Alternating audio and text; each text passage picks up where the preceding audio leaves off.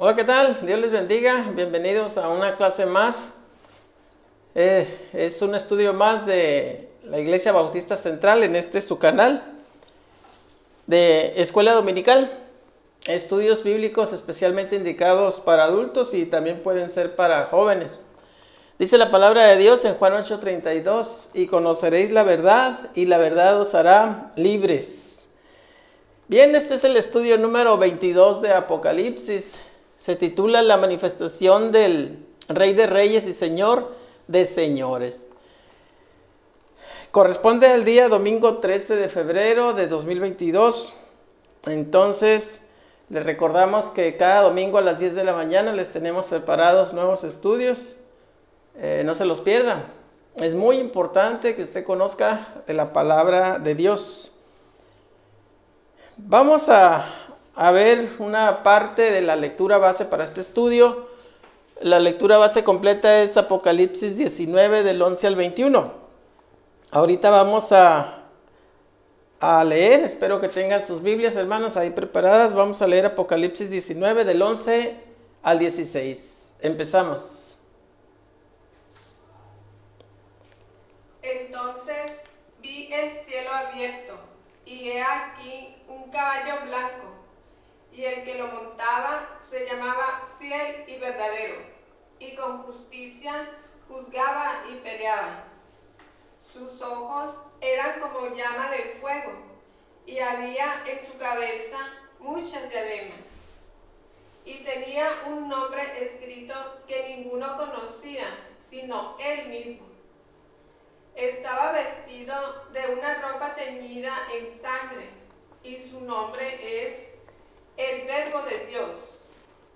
Y los ejércitos celestiales, vestidos de lino finísimo, blanco y limpio, le seguían en caballos blancos. De su boca sale una espada aguda, para herir con ella a las naciones, y él la regirá con vara de hierro, y él pisa el lagar del vino del furor y de la ira del Dios Todopoderoso. Y en su vestidura y en su muslo tiene escrito este nombre: Rey de Reyes y Señor de Señores. Amén. Dios bendiga su palabra. Vamos a orar para poner este tiempo en las manos de nuestro Dios. Oramos, hermanos. Bendito Dios, Padre Celestial, te damos gracias por este tiempo. Te pedimos que tomes control de él, perdona nuestras faltas y añade mucha bendición a tu palabra que será expuesta, Padre, que pueda caer en buena tierra, que pueda fortalecer corazones y edificar a tu iglesia.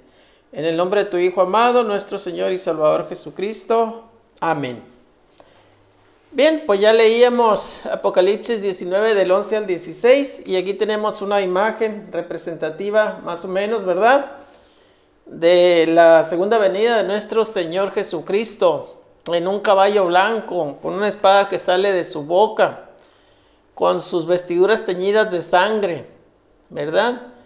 Y viene para poner en juicio, ¿verdad? Para enjuiciar a las personas, ¿verdad? Todos los que se oponen, y viene para esa batalla final, ¿verdad? Donde será el fin de los gobiernos de la tierra. Muy bien, vamos a entrar al análisis del texto bíblico y empezamos con versículos del 11 al 13 de Apocalipsis 19. Dice la palabra de Dios, ya escuchábamos, es parte de lo que se leía, ¿verdad? Entonces vi el cielo abierto, y he aquí un caballo blanco, y el que lo montaba se llamaba Fiel y Verdadero, y con justicia juzga y pelea. Sus ojos eran como llama de fuego, y había en su cabeza muchas diademas, y tenía un nombre escrito que ninguno conocía sino él mismo. Estaba vestido de una ropa teñida en sangre, y su nombre es el Verbo de Dios. Bueno, entonces el regreso de Cristo a la tierra, en esa segunda venida, ¿verdad? Estamos diciendo, sigue el patrón de una procesión triunfal en la Roma antigua, así como le hacían los ejércitos después de pelear la batalla y ganarla, ¿verdad? Ahí nos estamos refiriendo. Cuando un general regresaba victorioso de una campaña, él y sus legiones tenían el privilegio de desfilar por la vía sacra, la principal vía, ¿verdad? La calle principal de Roma, que iba desde el foro hasta el templo de Júpiter en el monte Capitolino. Montado en un caballo blanco, el general cabalgaba al frente de sus tropas, seguidos por carretas cargadas con aquel botín que habían obtenido, ¿verdad? Por haber sido vencedores, tomados los pueblos conquistados. Y esclavos también iban ahí, ¿verdad? Esclavos que habían capturado y posiblemente los iban a ejecutar o los iban a vender, ¿verdad? Porque les podían sacar dinero si los vendían a otras naciones o a personas de ahí, de renombre de ahí mismo, que quisieran comprar esclavos, tener esclavos. Entonces sacaban dinero, ¿verdad? O los ejecutaban, una de dos. Otros pasajes de la Biblia, como Zacarías 14, también describen el retorno de Cristo a la tierra en esta su segunda venida. Si usted va a Zacarías 14 y lee versículos 3 y 4, va a encontrar que dice lo siguiente: después saldrá Jehová y peleará con aquellas naciones, como peleó en el día de la batalla, y se afirmarán sus pies en aquel día sobre el monte de los olivos, que está frente de Jerusalén, al oriente. Y el monte de los olivos se partirá por en medio, hacia el oriente y hacia el occidente, haciendo un valle muy grande. Y la mitad del monte se apartará hacia el norte y la otra mitad hacia el sur. O sea que da a entender como que van a ser 4 partes, ¿verdad? Primero menciona de oriente a poniente y luego de norte a sur. Ese famoso monte de los olivos, ¿verdad? Que es donde también cuando nuestro Señor Jesucristo ascendió a los cielos, ya que se iba después de haber cumplido su ministerio, fue en ese monte. Y dijo que así como se iba a regresar. Entonces entendemos que va a estar en esa segunda venida por ahí en el monte de los olivos. Así es, una gran señal. Entonces según la profecía de Zacarías que acabamos de leer, cuando Cristo vuelva regresará, decíamos, a ese monte de los olivos, el mismo lugar desde el cual ascendió y regresó a los cielos después de su ministerio terrenal. Entonces el monte se partirá en 2, como decíamos, como evidencia del poder y de la autoridad del Señor. Fíjense lo que estamos diciendo, como evidencia del poder y la autoridad de Dios, porque por su poder se parte en 2 este monte, o en 4 decíamos, ¿verdad? Porque primero menciona oriente, poniente y después norte, sur. En Mateo 24 también se describe la segunda venida de nuestro Señor Jesucristo. Dije Mateo 24. Si usted va allá y ve los versículos del 27 al 31 de Mateo 24, va a encontrar que dice lo siguiente respecto a la segunda venida de nuestro Señor Jesucristo. Dice: porque como el relámpago que sale del oriente y se muestra hasta el occidente, así será también la venida del Hijo del Hombre. Porque donde quiera que estuviera el cuerpo muerto, allí se juntarán las águilas. E inmediatamente después de la tribulación de aquellos días, el sol se oscurecerá, y la luna no dará su resplandor, y las estrellas caerán del cielo, y las potencias de los cielos serán conmovidas. Entonces aparecerá la señal del Hijo del Hombre en el cielo, y entonces lamentarán todas las tribus de la tierra, y verán al Hijo del Hombre viniendo sobre las nubes del cielo, con poder y gran gloria. Y enviará a sus ángeles con gran voz de trompeta, y juntarán a sus escogidos de los 4 vientos, desde un extremo del cielo hasta el otro, ¿verdad? Juntarán a sus escogidos. Y acto seguido por ahí, pues va a venir la gran batalla, ¿verdad? La gran batalla donde ya se va a exterminar a todos a todo el ejército del anticristo y todo lo opuesto a Dios, ¿verdad? A nuestro Señor Jesucristo. Bueno, tal como se evidencia en estos pasajes, en este caso de Mateo y decíamos de Zacarías, déjeme confirmar, Mateo y Zacarías, ¿sí? Entonces, tal como se evidencia en estos pasajes, la segunda venida de Cristo será un evento glorioso que todo el mundo verá. Porque dice, ¿verdad? Como relámpago que sale del oriente y se ve hasta el poniente. Desde el oriente hasta el poniente o viceversa. Todo el mundo lo verá, tanto creyentes como incrédulos. Mateo lo compara con ese relámpago que decíamos, ¿verdad? Que cruza los cielos de un extremo al otro, iluminándolo todo. Esto será aún más dramático, en vista de que antes de que ocurra, dice también que el sol y la luna se oscurecerán y las estrellas caerán del cielo. Grandes señales, ¿verdad? Que está mencionando cuando unos tiempecito breve antes de que sea la segunda venida de nuestro Señor Jesucristo. Grandes señales para que no haya ninguna duda de que es inminente cuando se muestren estas señales, pues que ya está encima esa segunda venida de nuestro Señor Jesucristo. Juan reporta que vio el cielo abierto, ¿verdad? Dice, el cual dio paso al Señor montado en un caballo blanco. A diferencia del falso gobernante mundial, el anticristo. Nuestro Señor Jesucristo es presentado aquí como el verdadero gobernante. Dice, fiel y verdadero. Ahí dice en el segundo renglón, ¿verdad? Fiel y verdadero. Todo lo opuesto a ese anticristo que quería, pues, preparar un gran ejército para vencer a nuestro Señor Jesucristo, pero por supuesto que no lo logrará, ¿verdad? Ya está vencido. Los títulos que se adjudican aquí a Cristo son en relación al juicio que Él va a ejecutar, ¿verdad? Él viene a juzgar con justicia y a pelear con sus enemigos. El nombre escrito que ninguno conocía, sino Él mismo, como dice la palabra, ¿verdad?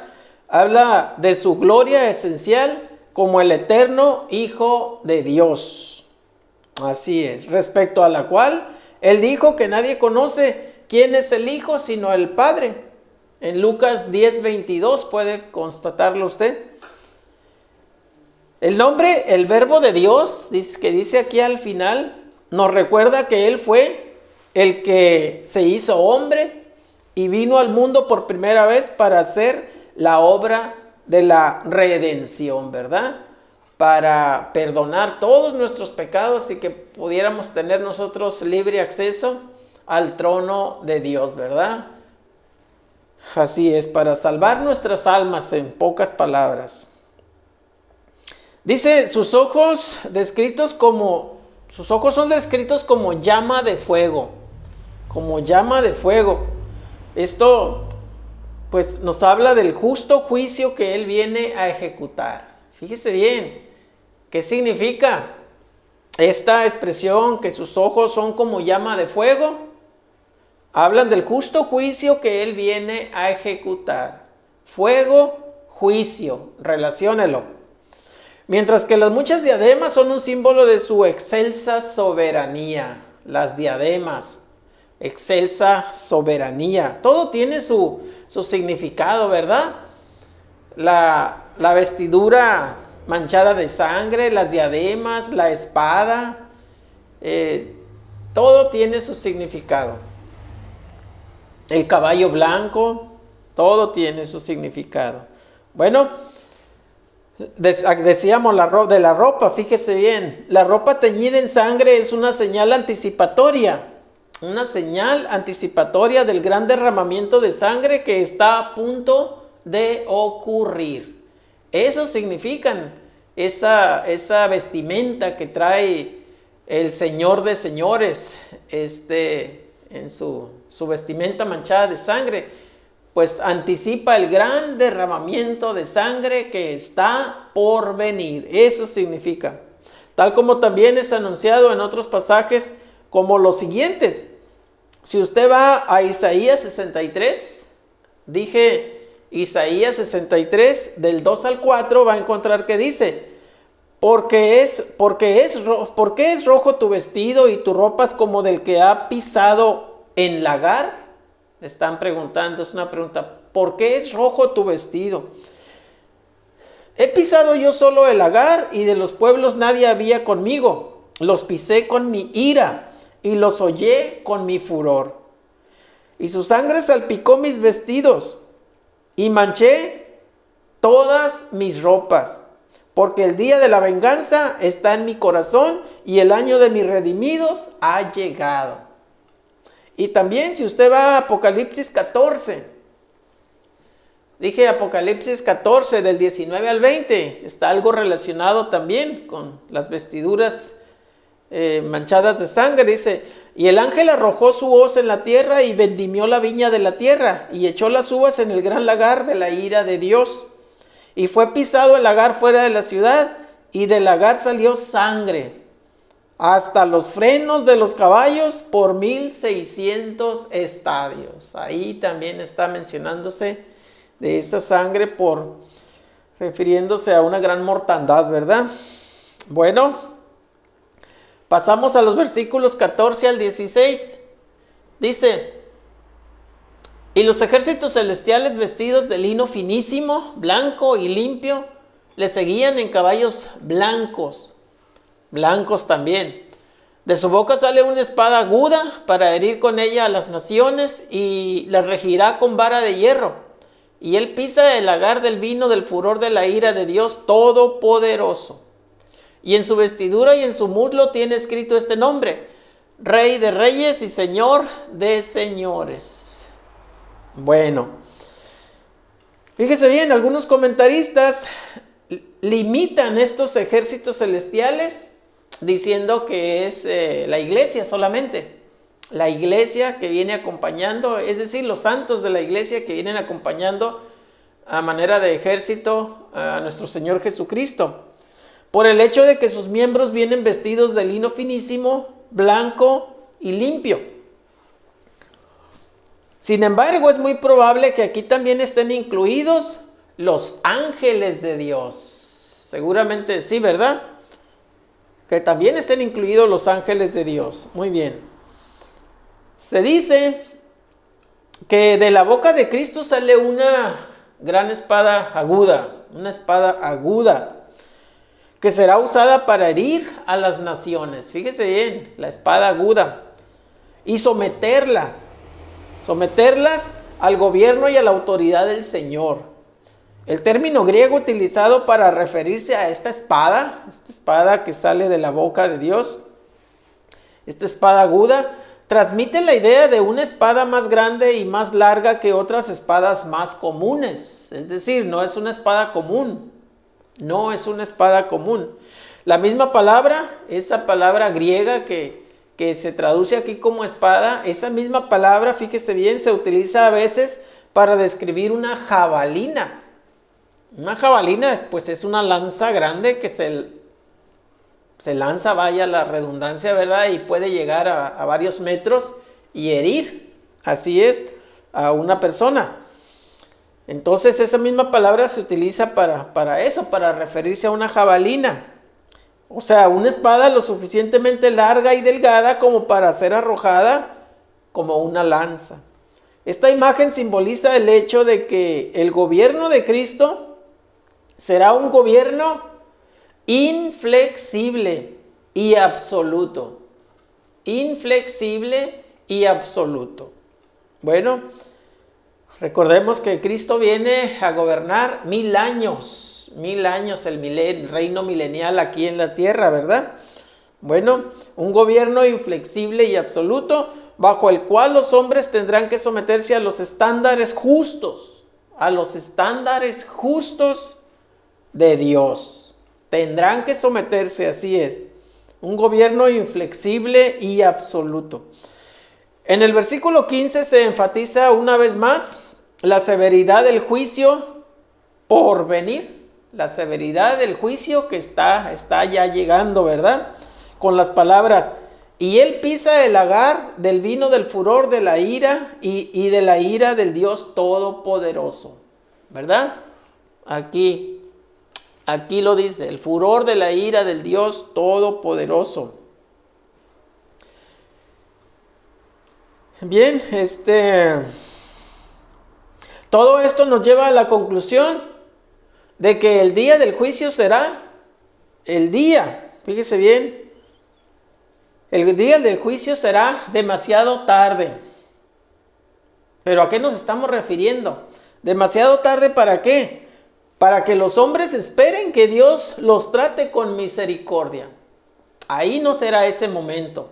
Por supuesto que nuestro Dios es misericordioso, pero en ese tiempo no le corresponde ahí, ¿verdad? No. Viene como decíamos, nuestro Señor Jesucristo para regir, como dice en otras partes, con vara de hierro, ¿verdad? Un gobierno absoluto e inflexible. Así es. Bueno, una vez que la gracia de Dios ha sido rechazada, fíjese bien, una vez que la gracia de Dios ha sido rechazada, lo único que le espera al hombre es el inflexible juicio de Dios. La severidad de la escena que se describe aquí refuta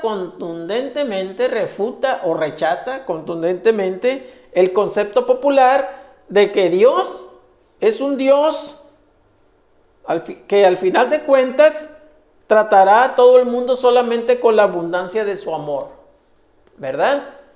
Por supuesto que Dios es amor, ¿verdad? Pero aquí viene a juzgar. La primera venida de nuestro Señor Jesucristo vino como un cordero sufriente. Vino a sufrir, a padecer hasta la muerte y muerte de cruz. Así vino la primera vez. Pero la segunda vez viene como juez.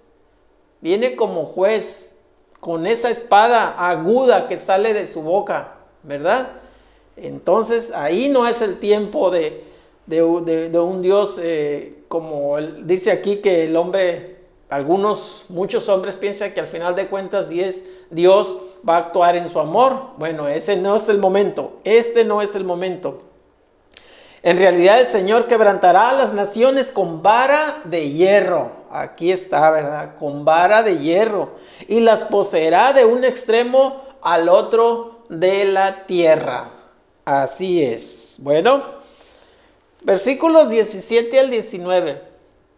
Y vi a un ángel que estaba en pie en el sol y clamó a gran voz diciendo a todas las aves que vuelan en medio del cielo: venid y congregaos a la gran cena de Dios, para que comáis carne de reyes y de capitanes, y carnes de fuertes, carnes de caballos y de sus jinetes, y carnes de todos, libres y esclavos, pequeños y grandes. Y vi a la bestia, a los reyes de la tierra y a sus ejércitos reunidos para guerrear contra el que montaba el caballo blanco y contra su ejército. Bueno, aquí están supuestamente preparados todos los reyes de la tierra, el anticristo, falso profeta, para guerrear, dice, ¿verdad? Para guerrear contra el que montaba el caballo blanco. Esta es la batalla final, pues, ¿verdad? Bueno, en esta escena llena de una brillantez que nos habla de la gloria de Dios, un ángel convoca a todas las aves que vuelan en medio del cielo, ¿verdad? Las está invitando a esa gran cena, porque va a haber una mortandad inmensa, en la cual podrán disfrutar de las carnes de todos los hombres y aún de los caballos, ¿verdad? Que conforman los ejércitos de la bestia y de los reyes de la tierra, y que habrán de ser muertos en aquella batalla por el Señor y sus ejércitos. Así es palabra de Dios. Muy bien.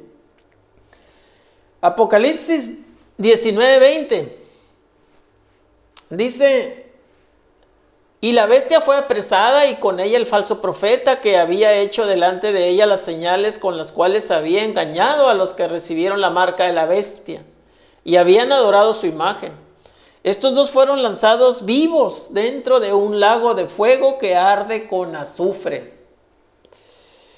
Bueno, el anticristo y el falso profeta, fíjese bien, son los primeros en ser lanzados. Aquí lo dice al final, ¿verdad? En ser lanzados al lago de fuego que arde con azufre.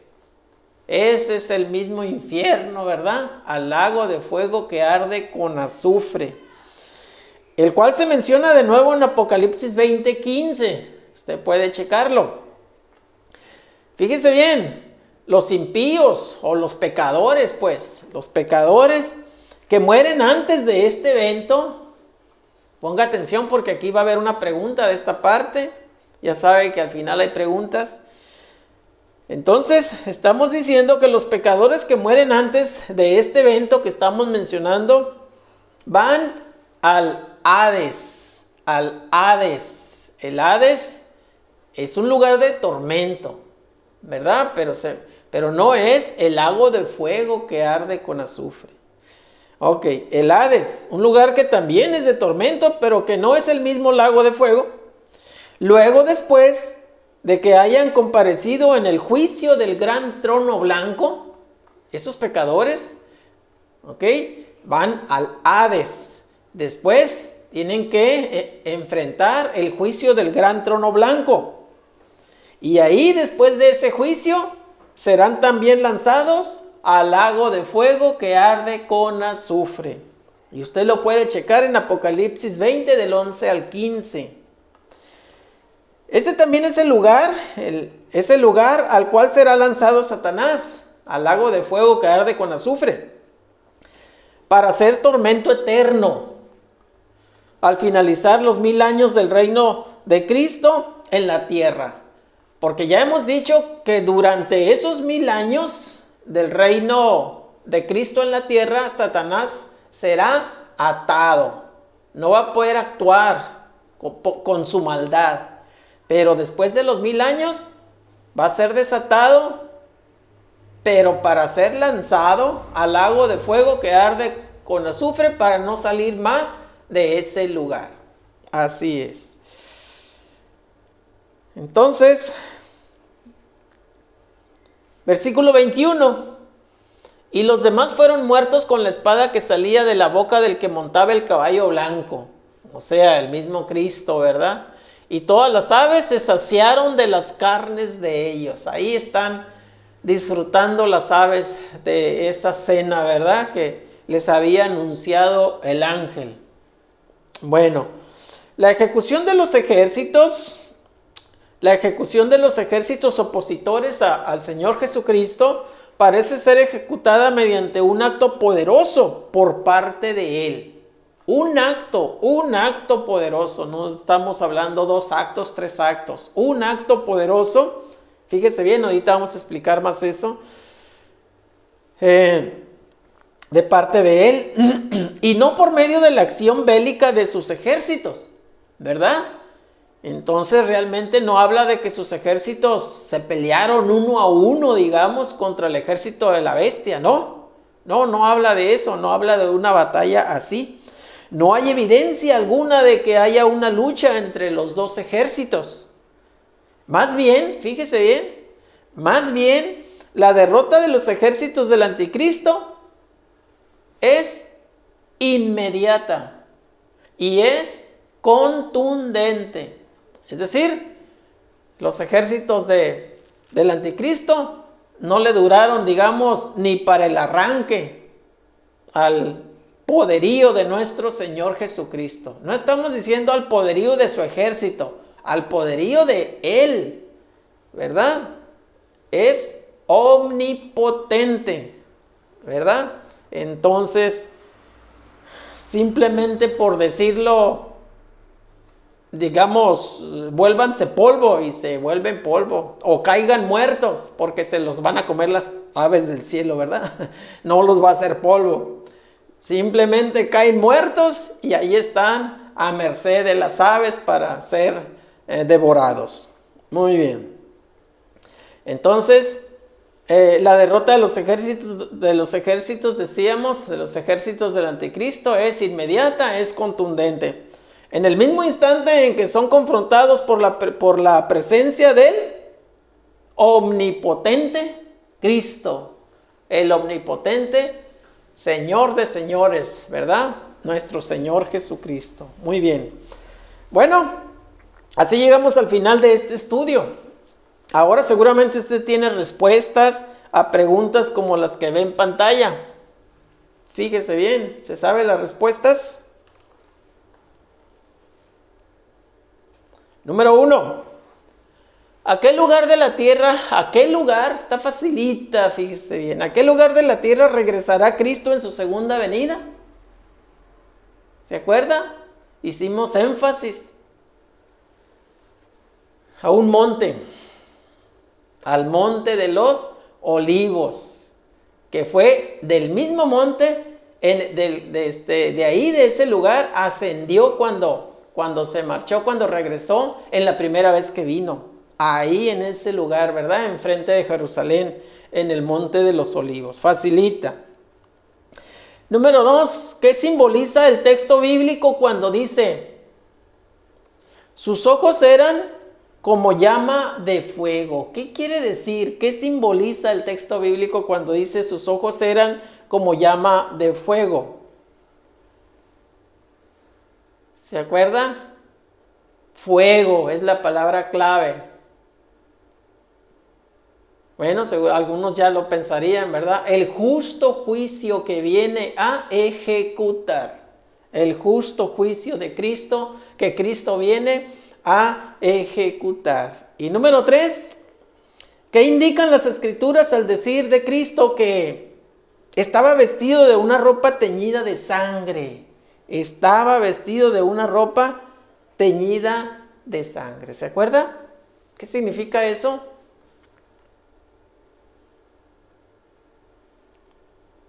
Pues, palabra clave, sangre, ¿verdad? Anticipa el gran derramamiento de sangre que está por venir, ¿verdad?